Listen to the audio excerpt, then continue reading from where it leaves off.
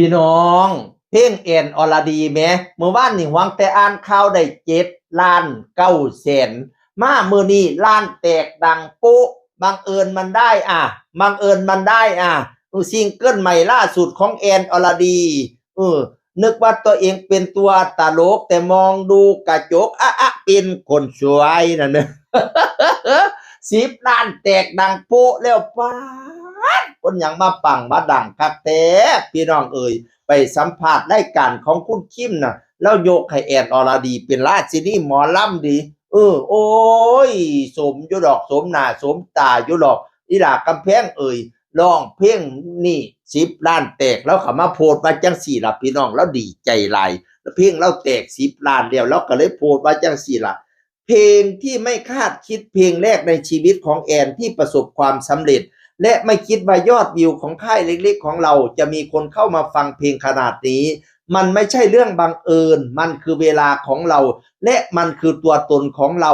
ขอบคุณทีมงานเบื้องหน้าเบื้องหลังทุกๆฝ่ายอีกครั้งนะคะหลังบ้านเราก็เข้มแข็งแฟนคลับช่วยกันแชร์ฟังและผลักดันจนทำให้ภายใน1 เดือนนิดๆมียอดวิวได้ขนาดนี้ขอบคุณอีกครั้งขอบคุณพี่แหม่มพี่โกทีมงาน MV พี่ป้อพี่เป้ขออ่านบ่ถูกขออนุญาตบาดคำพี่หนุ่มพี่นิวพี่เอกทีมงานเบื้องหลังจวงนิรันดร์เจน้องๆแดนเซอร์แอนอรดีแบนด์ทุกคนพานาวาและอยากขอบคุณคนที่อยู่เบื้องหลังเสมอหลายครั้งฟังและอยากขอบคุณกำลังใจที่อยู่ข้างหลังเสมอหลายครั้งเขาอาจจะคิดว่าเขาไม่สำคัญแต่ไม่มีเขาคงไม่มีวันนี้เขาคือกำลังใจสำคัญของแอนมีบาง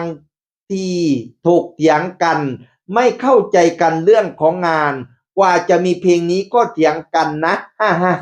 เพราะเลือกไม่ได้ว่าซั่นว่าแล้วเว้าฮอดไผเว้าฮอดไผและสุดท้ายเขาก็ยอมให้แอนได้ทำตามใจตัวเองขอบคุณที่เข้าใจและถึงแม้ว่าแอนจะไม่น่ารักแค่ไหนก็อยู่ข้างๆเหมือนเดิมรักค่ะรักมากและถ้าไม่มีเขาแอนก็ไม่รู้เหมือนกันว่าแอนจะอยู่ยังไงซุปเจ้าบาแล้วเว้าฮอดผู้ใดแอนเว้าฮอดผู้ใดแอนเว้าฮอดผู้ใดรักค่ะรักมากถ้าไม่มีเขาแอนก็ไม่รู้เหมือนกันว่าแอนจะอยู่อย่างไรแอดไซน์บอยสิริไซเว้าถึงผู้บ่าวเพิ่นเว้าถึงสามีเว้าถึงผัวเพิ่นเว้าซะหลอนๆซะแล้วรูปหัวใจสีแดงจึงคือโอ๊ยข้อยอิจฉาให้พี่น้องเอ่ยรักค่ะรักมากถ้าไม่มีเขาแอนก็ไม่รู้เหมือนกันว่าแอนจะอยู่ยังไงบอยสิริไซว่าซั่นโอ๊ยพี่น้องเบาหวานค่อยขึ้นเบาหวานค่อยขึ้นกินน้ำก่อนกินน้ำให้มันจางจักหน่อยก่อนผู้ใดเป็นเบาหวานอย่ามาเบิ่ง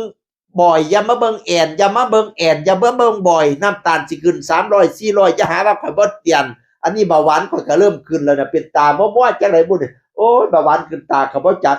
กินน้ำมันจางจักหน่อยก่อนโอ๊ยข่อยอิจฉาความรักแอนกับบอยพี่น้องเอ้ย10 ล้านวิวแล้วบังเอิญมันได้ผลงานของแอนอรดีพี่น้องเอ๋ย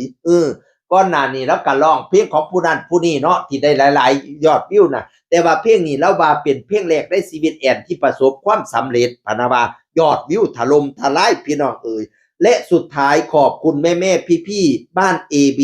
บ้านแฟนคลับทุกคนที่ผลักดันสนับสนุนกันจนถึงวันนี้10 ล้านวิวนี้ขอมอบให้ทุกๆคนที่รักแอนค่ะ